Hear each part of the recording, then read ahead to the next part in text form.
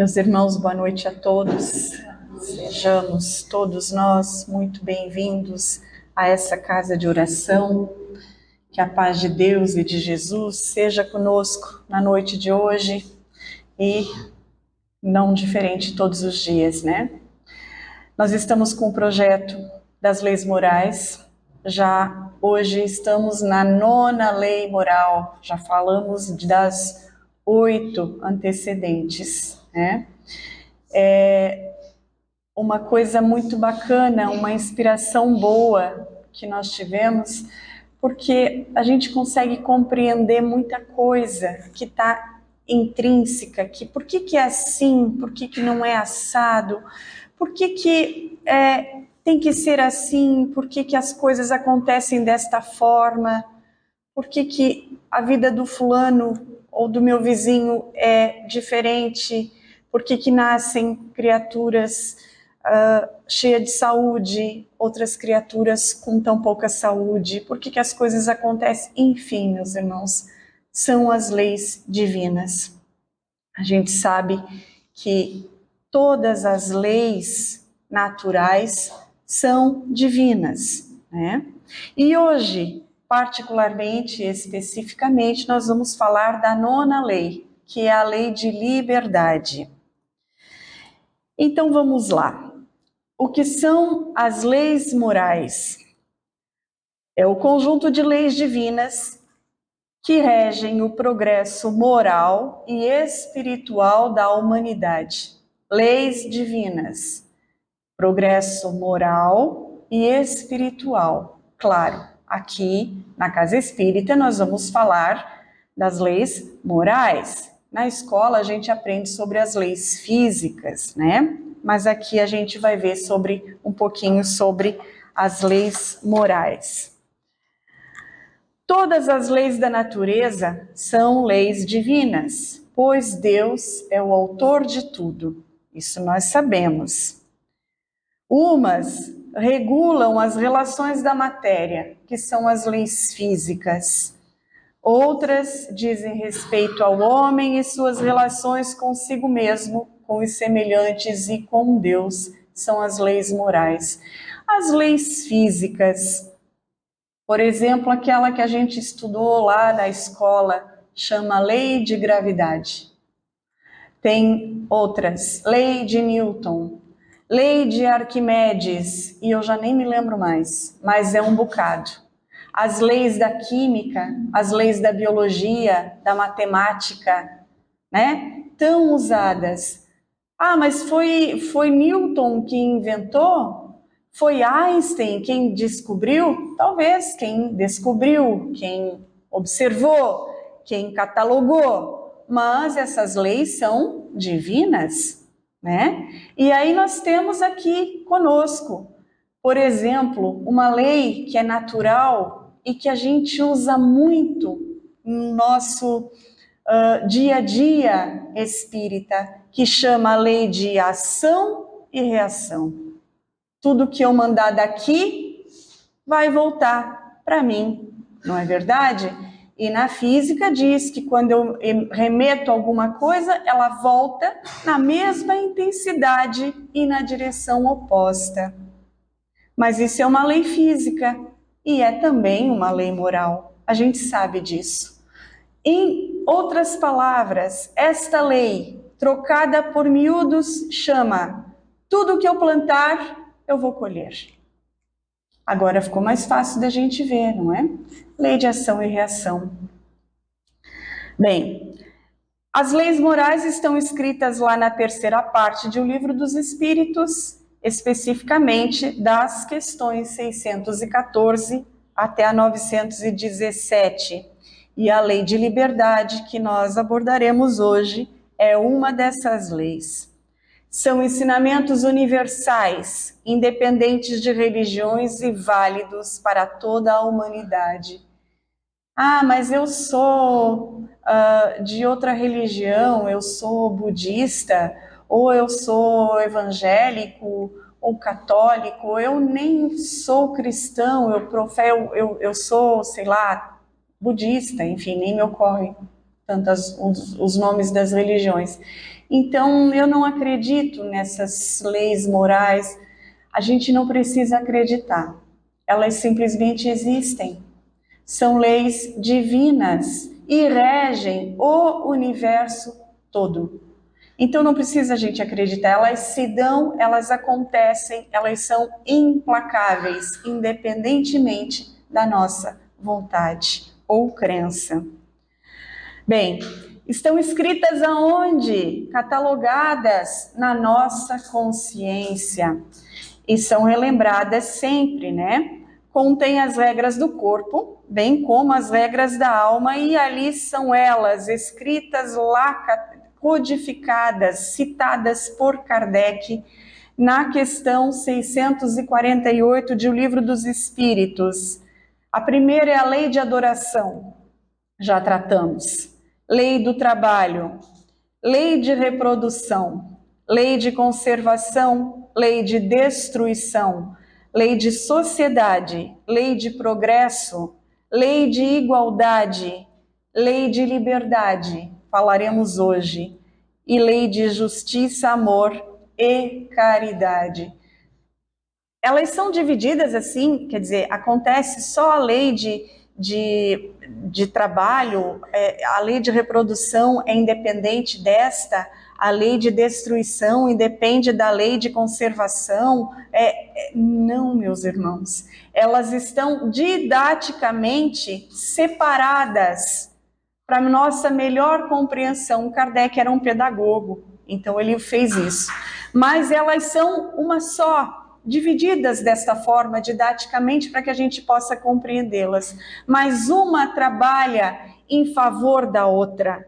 A lei de liberdade que nós vamos ver hoje não se dá sem a lei de sociedade, sem a lei de reencarnação ou de reprodução, sem a lei de igualdade, de progresso. Todas elas formam uma única só, que é a lei divina, e elas, vamos dizer assim, funcionam como que numa engrenagem, em que uma remete e traz a outra. É desta forma. Bem, vamos lá.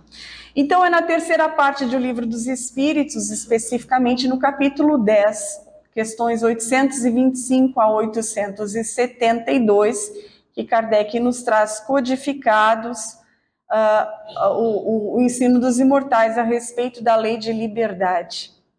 Nos itens 1 a 8 deste capítulo, nós temos a lei natural, liberdade natural, desculpem, a escravidão, ele trata nestes tópicos: liberdade de pensar, liberdade de consciência, o livre-arbítrio, a fatalidade, conhecimento do futuro e um resumo teórico do móvel das ações humanas. Obviamente que pela escassez do nosso tempo não poderemos tratar cada tópico.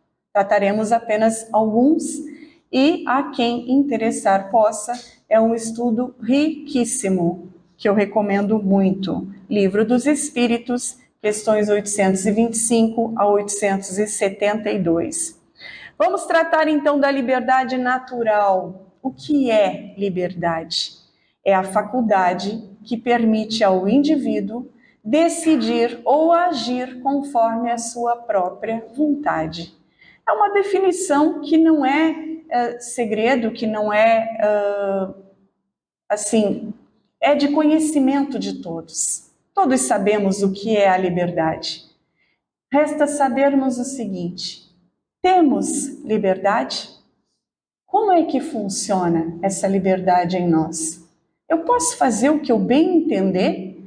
Poxa, mas eu sou adulta, vacinada, dona do meu nariz, sou eu que pago os meus boletos, eu posso fazer o que eu quiser. Não é assim que a gente pensa? Eu posso e vou fazer. Será que a gente pode tudo que a gente quer? Lembremos-nos do apóstolo Paulo, que nos dizia que tudo me é lícito, mas nem tudo me convém. Esse é um ensinamento assim de uma profundidade e de uma beleza enormes, e a gente tem que pensar muito nisso. A gente não pode fazer tudo. Mas enfim, vamos devagar, né? Desta forma, o homem é, por natureza, dono de si mesmo. Isto é, tem o direito de fazer tudo quanto achar conveniente ou necessário à conservação e ao desenvolvimento de sua vida. Temos, inclusive, a obrigação de fazermos tudo o que é necessário para a nossa conservação, né? Não só a liberdade, mas fazer o que é conveniente e necessário. Porém, meus irmãos, essa liberdade não é absoluta e nem poderia sê-lo, pela simples razão de que, convivendo em sociedade, o homem tem o dever de respeitar esse mesmo direito em cada um de seus semelhantes.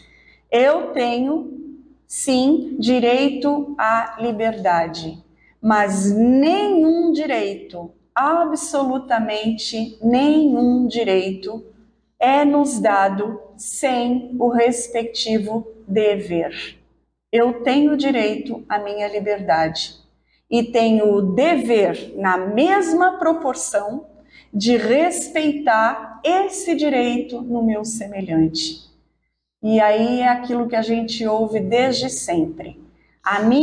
O meu direito termina onde começa o direito do meu semelhante.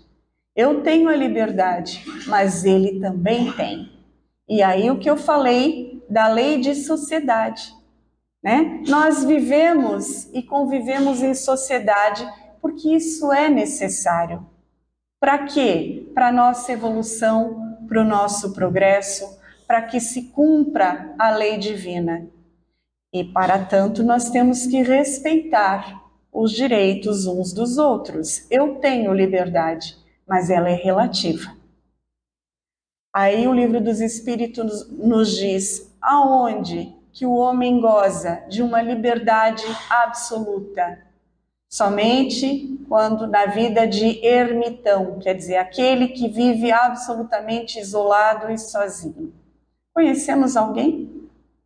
Talvez tenha um ou outro por aí, mas de qualquer forma, assim que ele esteja num convívio em sociedade, essa liberdade dele de absoluta passa a ser relativa, não tem outro caminho.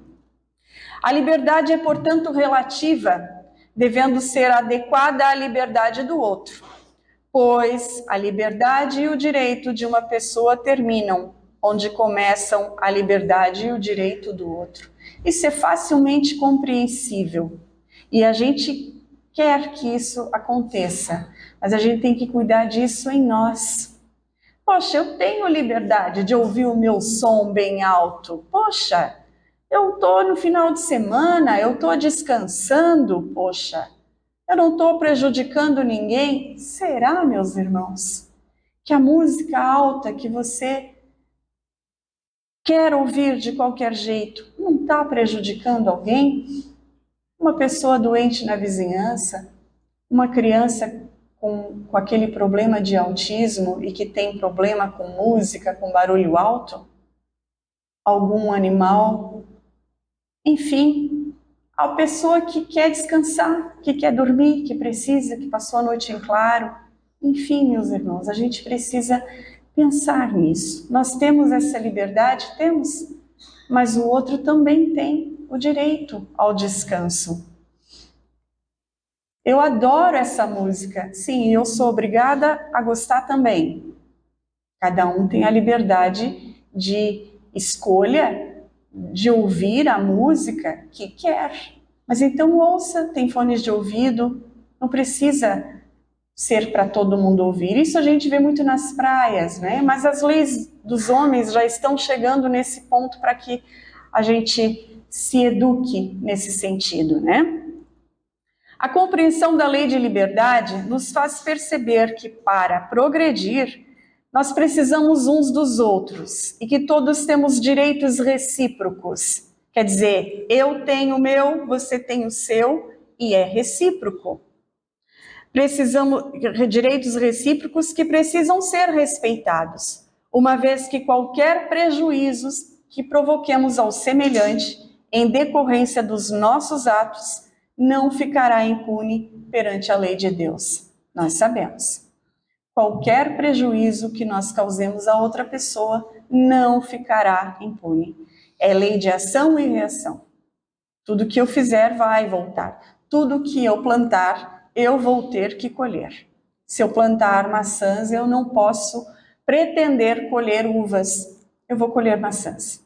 Não tem outra alternativa, né?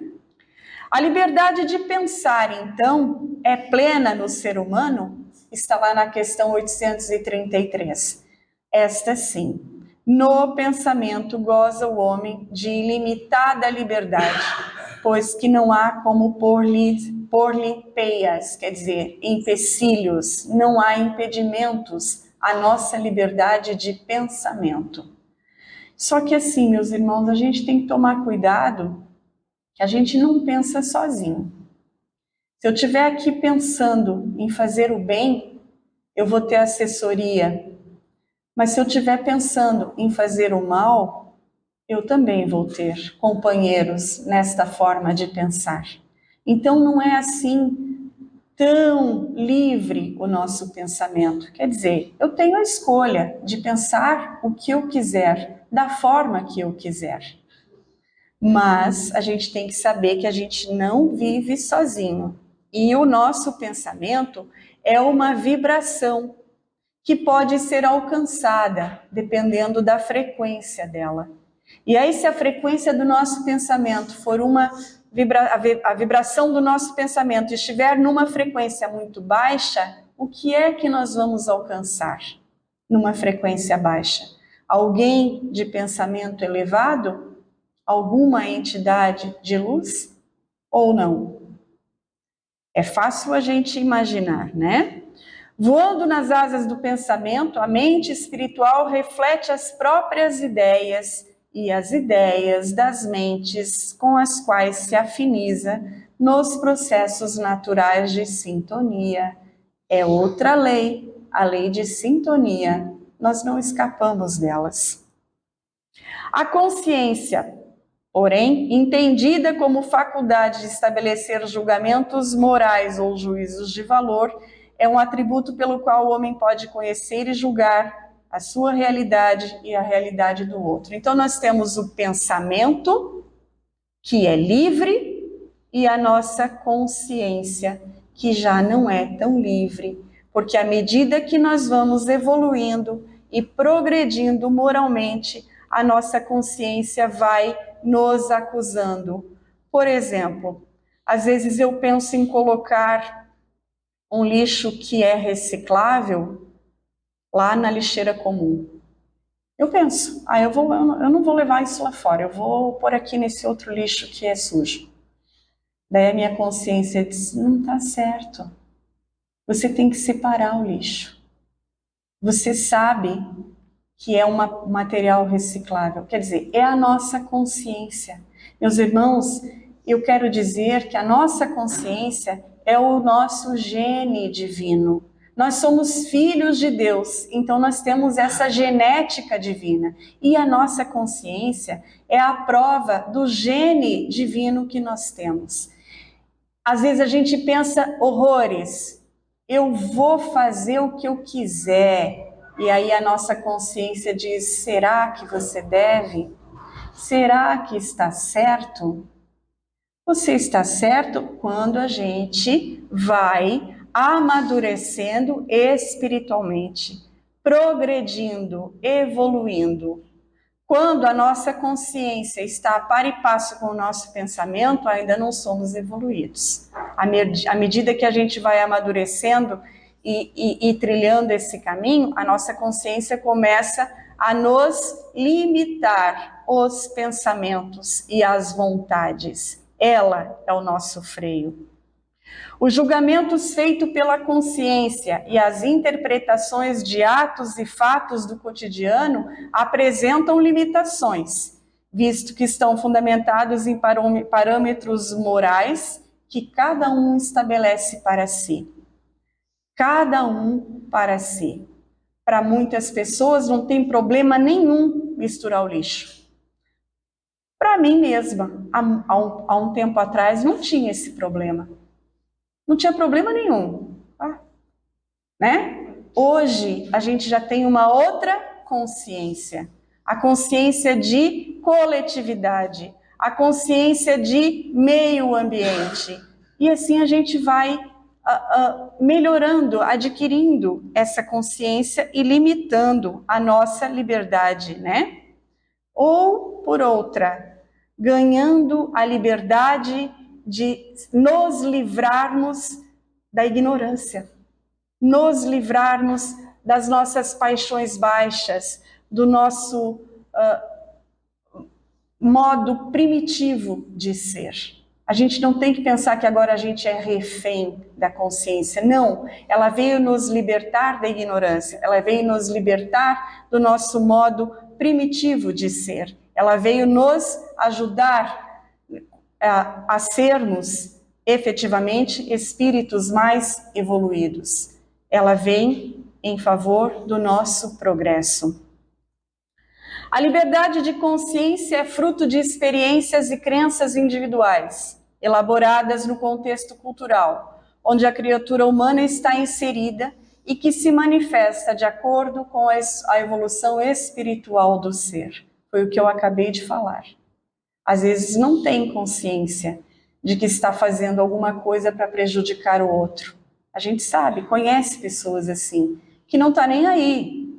Não estou nem aí. Eu vou invadir a pista contrária aqui, eu não quero nem saber. Quem tiver pela frente, que tire o carro, que afaste, porque eu vou passar. Meu carro é grande. A gente não vê isso no trânsito? A gente não vê gente que a passarela é a poucos metros, mas ele atravessa aqui sem a consciência de que pode sofrer um acidente, que pode provocar um problema bem sério, bem grave? Cada um tem a sua, né? Assim, enquanto a liberdade de pensar é ilimitada, foi o que eu falei, a liberdade de consciência sofre uma restrição, já que depende do nível evolutivo do espírito.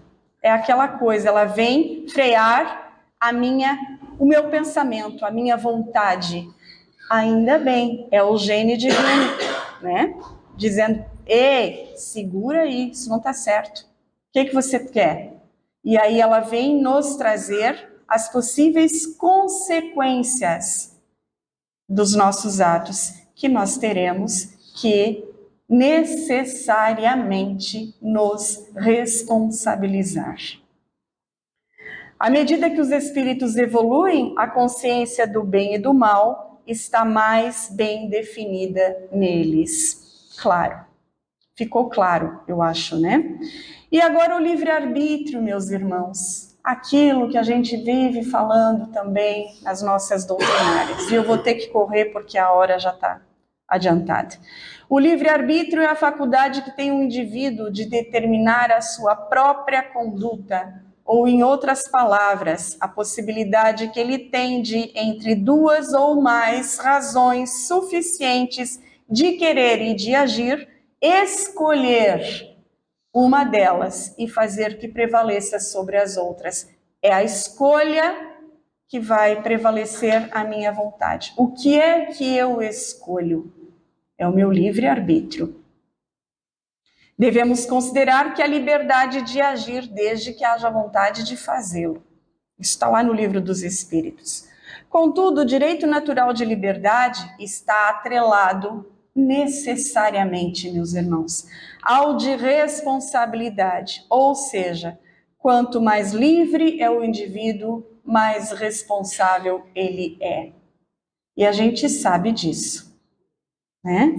Eu tenho toda a liberdade de plantar, quer dizer, uso o meu livre-arbítrio e escolho o que eu quero plantar. Mas, necessariamente, eu repito, necessariamente nós vamos colher. Isso é a responsabilidade pelos nossos atos. É o produto do nosso plantio.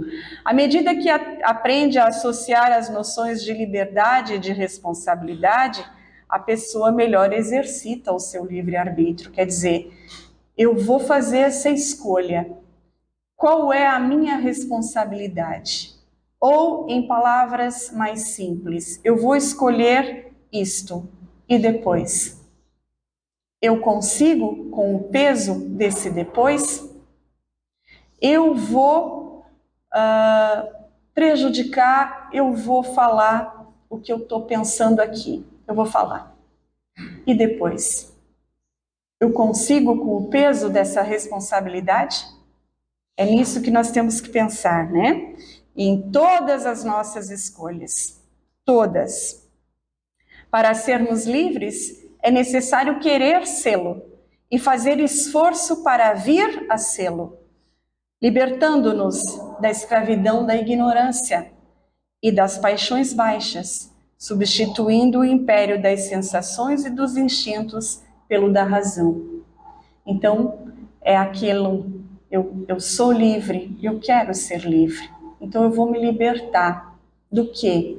Do que me prende as minhas paixões baixas, os meus vícios, que me prende, que me aprisionam, que me escravizam. Eu, por exemplo, tenho um problema e um vício muito sério que talvez chame maledicência.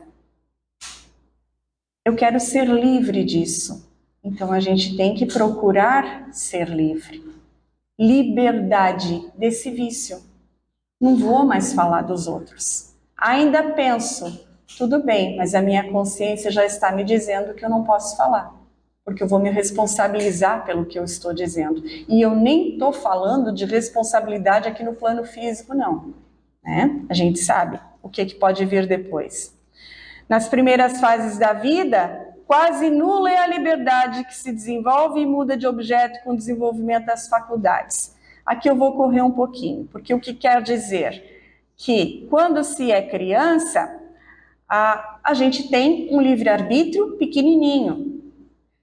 É óbvio, né? As crianças não têm discernimento para escolher o que vão comer, o que vão vestir, onde é que vão, se vão estudar, se vão dormir. A gente sabe, nós que somos pais temos essa obrigação. Imaginemos nós, crianças, agora, do ponto de vista espiritual.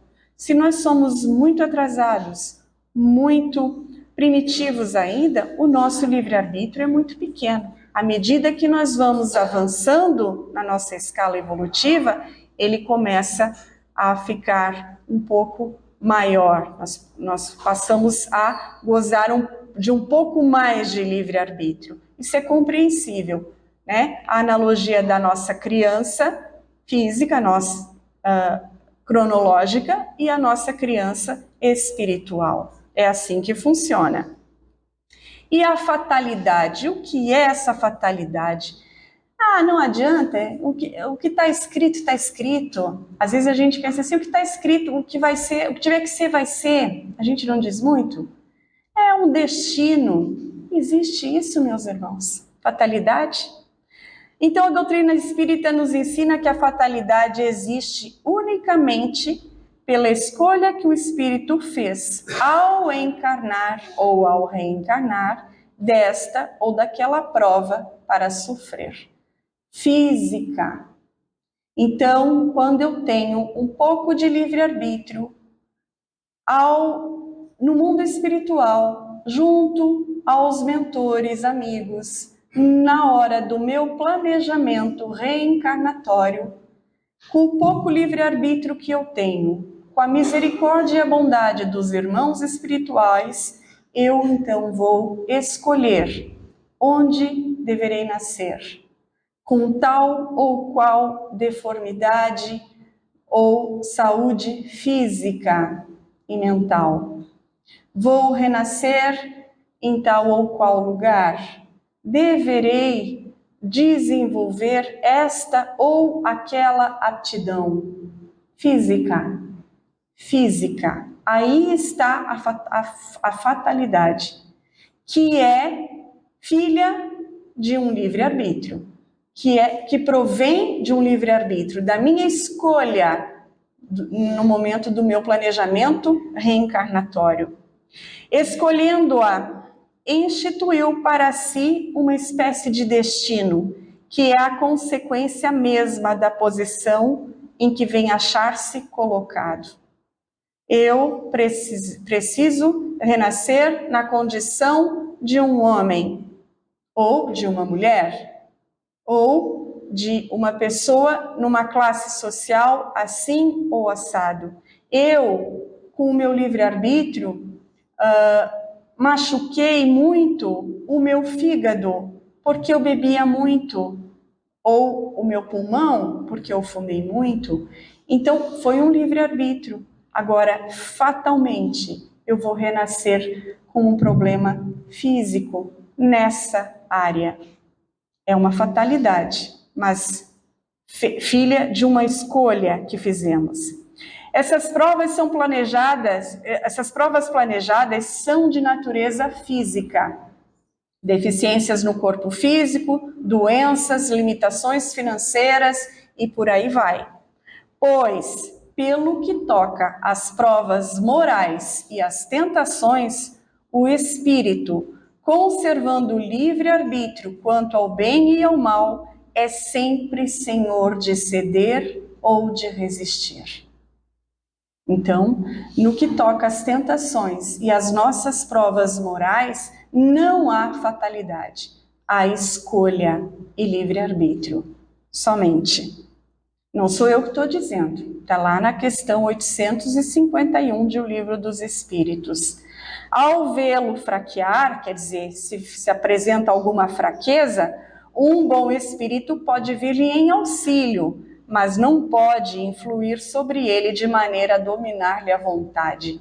Eles nos intuem, eles nos aconselham, mas não nos obrigam, jamais. Não existe isso. Violência da nossa mente. Eles não nos violentam à vontade. Absolutamente respeitam o nosso livre-arbítrio. Nos aconselham, nos intuem. Assim, pois, a fatalidade é entendida como um produto do livre-arbítrio, cujos acontecimentos resultam de escolhas previamente definidas, na maioria das vezes, já lá no plano espiritual. As escolhas refletem sempre a necessidade de progresso espiritual e podem ser modificadas segundo o livre-arbítrio da pessoa ou replanejadas, se considerando o benefício que pode resultar para alguém. A gente sempre pode, em palavras simples, mudar o nosso destino, né? A fatalidade, na verdade, o planejamento reencarnatório é flexível, adaptado às circunstâncias e aos resultados esperados. Então, lá na questão 859, se afirma que a fatalidade verdadeiramente só existe quanto ao momento em que deveis aparecer e desaparecer deste mundo. Quer dizer, quando a gente nasce e quando a gente desencarna. Tudo que está no meio pode ser modificado. Ah, mas eu renasci numa condição de que eu não tenho as minhas pernas, eu posso modificar? Não, né, meus irmãos? Podemos fazer uso de próteses, doenças que são incuráveis, isso a gente sabe que não. Mas no mais, tudo pode ser replanejado.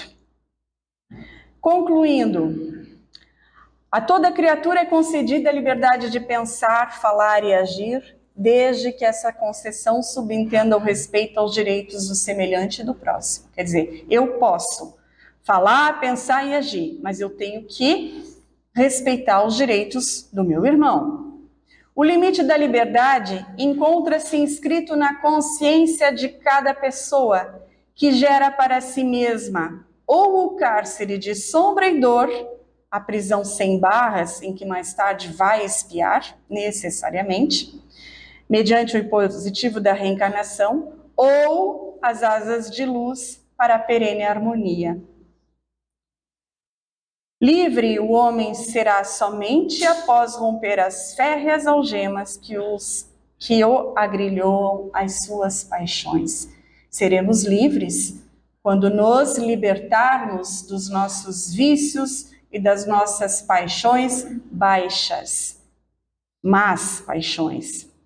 A luta deve partir de dentro de si, vencendo-se, pacificando-se interiormente, para então usufruir dessa liberdade real que nenhum presídio pode limitar ou coibir.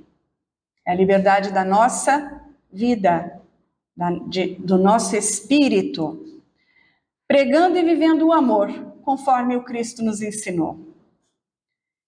Ensinando e usando a verdade em torno da vida em triunfo, de que está repleto o Evangelho, a fim de sermos livres. Seremos livres seguindo o Cristo. O trabalho pelos semelhantes, ensinar-nos o autoconhecimento. Isso é muito importante para nós termos plena liberdade. Autoconhecimento. Favorecendo-nos com o júbilo, quer dizer, com a alegria de viver e a liberdade de amar. Eu tenho entre a opção de não perdoar ou perdoar. Eu sou livre para essa escolha. Se eu não perdoar, eu vou ser escravo daquela mágoa, daquela ofensa. E estou preso a este desafeto. Em me libertando, em perdoando, eu sou livre, conforme Jesus nos ensinou, não é mesmo? É neste sentido. E ele nos disse uma frase que encerra tudo, que é: conhecereis a verdade, e a verdade vos libertará. Qual verdade? É o amor, né? Conhecereis a verdade. Na verdade, se eu perdoar, eu serei livre. Na verdade, se eu escolher fazer o bem, eu não estarei preso ao mal, a uma baixa paixão. É assim que funciona.